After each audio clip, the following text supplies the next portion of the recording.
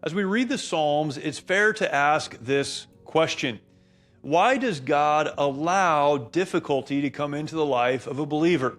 Other language is used here in the Old Testament, these Psalms of David and other writers, but maybe the believer is described as a righteous person or a just person. Certainly we know that the description being given is one who prioritizes a relationship with God, singing praise to God, asking God for deliverance, crying out to God in the deepest, darkest, most difficult moments of our lives. Why, though, as we read this again and again and again, does God allow difficulty to come into the life of a believer, the person that pursues Him? I believe we see an answer here in the 59th Psalm. That's where we'll look today. This is the Mighty Oaks Daily Devotional. My name is Jeremy Stallnecker, and the 59th Psalm begins with these words, "Deliver me from my enemies, O God." This is a familiar theme throughout the Psalms. Deliver me from my enemies, O God.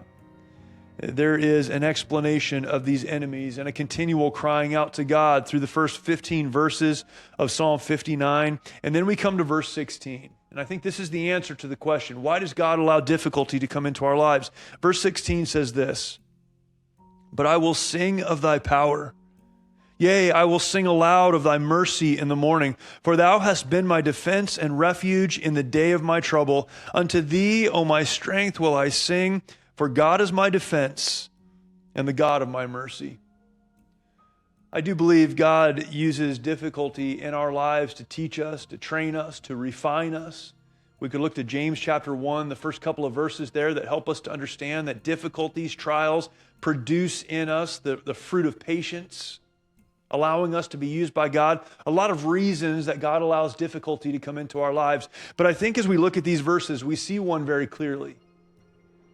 If the psalmist did not know the "deliver me from my enemies" moments in his life, if the psalmist didn't understand what it was to feel the overwhelming pressure of those that were coming against him, the hopelessness that so often exists in a life on the run, that's what he was living.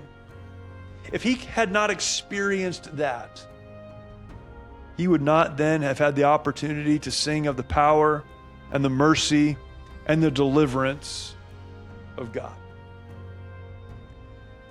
It's just a reality in our lives. And if you've been a believer for any length of time, you know this. It's a reality in our lives that when things are going well, we tend to forget that God is the giver of all good things. We start to believe, if we're not careful, that the good things are in our lives because of good things that we've done, that we're smart enough or talented enough that we can make good things happen. And we drift in our relationship with God. Now, God does not need for us to sing His praises. He's God. He doesn't need us. It's not an ego thing with God. But God desires to have a close relationship with us, a relationship that includes singing of His power and praising who He is and understanding what that relationship means. It's close. As a child to a parent, understanding the protection and the provision that comes, that's the relationship God desires to have with us, His children. And if difficulty in the world is required to push us back into that relationship, then God allows that to happen for our good and for His glory. So the takeaway as we read these verses is this. If you're going through a difficult time, a difficult season, there are things that are overwhelming in your life right now. Look to God. Pray for deliverance, pray for provision, and sing His power and praise for others. Rejoice in who He is.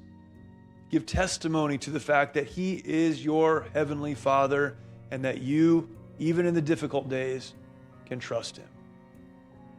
The psalmist said, "It's hard, God, right now. I need deliverance.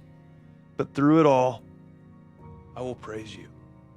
And in our lives, we need to be those people who say, "God, through it all, I will praise You." Thank you for joining me today. I look forward to talking to you tomorrow for another Mighty Oaks Daily Devotional.